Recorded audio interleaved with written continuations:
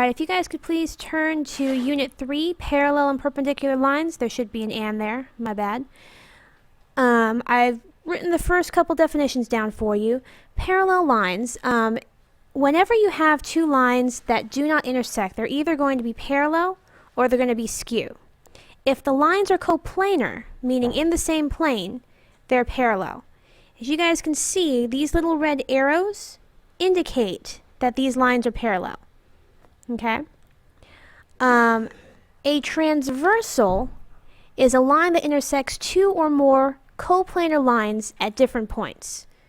Okay? So in this diagram, line T would be a transversal, and lines P and Q would be parallel. A transversal does not necessarily have to intersect parallel lines. It could intersect non-parallel lines. And hopefully you guys remember from algebra that parallel lines have equal slopes. Perpendicular lines, like the ones shown here, intersect to form a right angle. And remember, this little red box indicates that this is a 90-degree angle or a right angle. And hopefully you guys remember from Algebra 1 that perpendicular lines have opposite reciprocal slopes. Okay? Skew lines, I can't really draw because it only works in a three-dimensional plane. Skew lines are non-coplanar, non-parallel lines. This little symbol here means parallel, so remember that symbol. Also, two planes that do not intersect are parallel planes. Alright, if you guys look at the diagram that I've drawn here, I have two lines cut by a transversal, and in this case they are not parallel. Two angles are corresponding angles if they have corresponding positions. For example, angle 1 and angle 5 are both on top, above the line and to the left of the transversal. Two angles are alternate interior angles if they lie between the two lines on opposite sides of the transversal. Two angles are alternate exterior angles if they lie outside the two lines on opposite sides of the transversal. And finally, two angles are consecutive interior angles if they lie between the two lines on the same side of the transversal.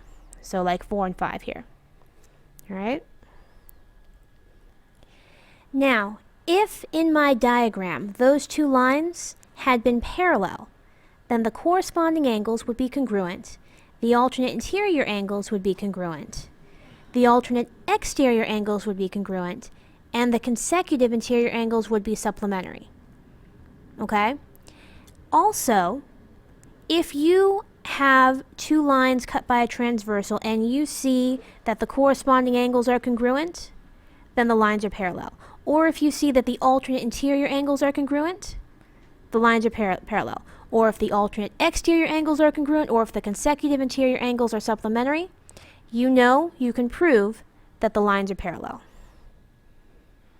Alright, transitive property of parallel lines. If P is parallel to Q, remember that little symbol means parallel, and Q is parallel to R, then P is parallel to R. Okay, so very similar to the transitive property. Alright, these are from algebra. Hopefully you guys remember that slope is rise over run. Slope-intercept form is y equals mx plus b, and I can add this in there. M is the slope. And the x and y intercepts are the points where the graph intersects the x and y axis. And once again, slopes of parallel lines are equal. Slopes of perpendicular lines are opposite reciprocals.